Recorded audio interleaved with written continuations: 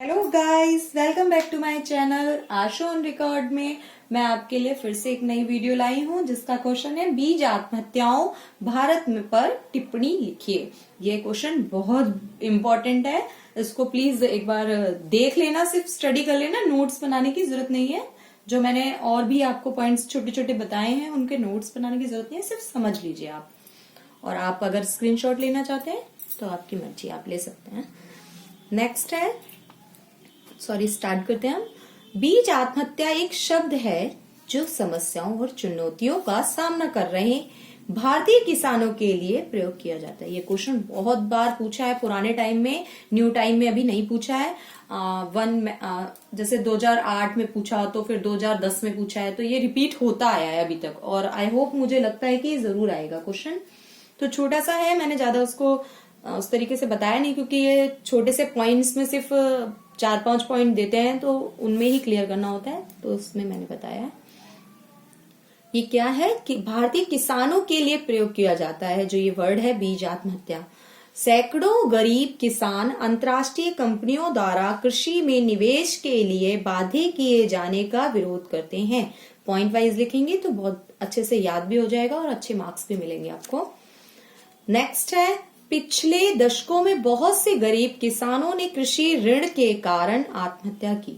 उन्होंने अपनी फसल को करने के लिए गरीब किसानों ने ऋण लिया, उसके बाद वो नहीं चुका सके, उसके फोर्स में उन्होंने आत्महत्या की। भारतीय पर्यावरणीय शिव के अनुसार भारतीय कृषि के उदारीकरण के कारण भारतीय पिछड़े वर्ग के किसान सबसे बुरी तरह प्रभावित हुए हैं। पिछड़े वर्ग मतलब जो वर्ग वैसे होते हैं जो गरीब होते हैं, वो वाले जो किसान थे, जैसे जमींदार वगैरह होते हैं, वो तो अपने ऋण लेकर उसको अच्छे से चुका लेते हैं। जो दूसरों से ऋण पर लेते हैं और उसके बीज वगैरह सारे खरीद के लाते हैं और खेती के ऊपर ही रहते हैं, अगर पाला गिर गया या कुछ भी ऐसा हो जाता है और अगर फसल खराब हो गई तो फिर वो ऋण कहाँ से चुकाएं, क्योंकि उनकी एकमात्र आजीविका जो होती है उससे ही होती है। बीज आवंटन के निजीकरण ने किसानों को दांव पर लगा दिया। पिछले अनुभव से यह देखा गया है कि फसल नष्ट हो जाने पर किसान आत्महत्या करने या अतिवादी कदम उठाने पर मजबूर हो जाता है। जैसे कि मैंने आपको इस पॉइंट में ही क्लियर कर दिया कि जब उनकी फसल खराब हो जाती है और फसल पर ही पूरा उनका होता है कि वो ऋण चुकाएंगे, उससे मुनाफा कमा के वो पूरा ऋण चुका देंगे और जो थोड़ा बहुत बचेगा वो अपनी रोजी रोटी में करेंगे। लेकिन अगर उनकी फसल खराब हो जाए तो जो पिछड़े वर्ग के किसान होते हैं उनकी बहुत बुरी हालत हो जाती है। नेक्स्ट पॉइंट है, 4th पॉइंट है, भूमंडलीकरण के नाम पर बहुराष्ट्रीय कंपनियां रसायनों तथा दूसरे उर्वरक का प्रयोग तीव्र कृषि उत्पाद प्राप्त करने के लिए करती हैं और उन्हें बाजार में कीमतों पर बेचती हैं। उन्हें बाजार में कीमतों पर बेचती हैं, जबकि गरीब किसानों को बाजार की सरकारी नहीं होती है, मतलब, और वे कृषि उत्पाद को बहुत कम मूल्य पर बेचते हैं।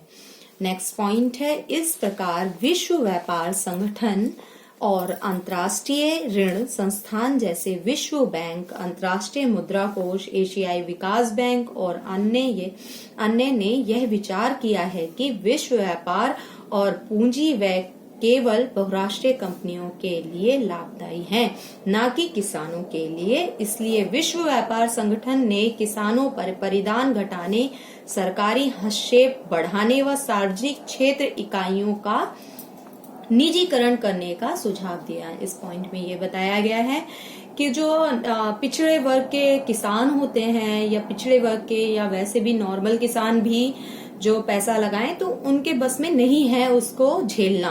इसलिए जो विश्व बैंक है, अंतर्राष्ट्रीय मुद्रा कोष है, ये सारे जो बड़े बड़े हैं वही पूंजी व्यय करने के लिए मतलब सही है। बहुराष्ट्रीय कंपनियां भी, ये सारी जो कंपनियां होती हैं वही लाभदायी हैं जो इन्वेस्ट कर सकती हैं। 8 पॉइंट है, यह निहितार्थ है कि उच्च उपज की विशिष्ट अधिकृत बीजों, उर्वरकों और कीटनाशकों का प्रयोग करने के लिए किसानों को व कृषि धारकों को भारी शुल्क देना पड़ेगा।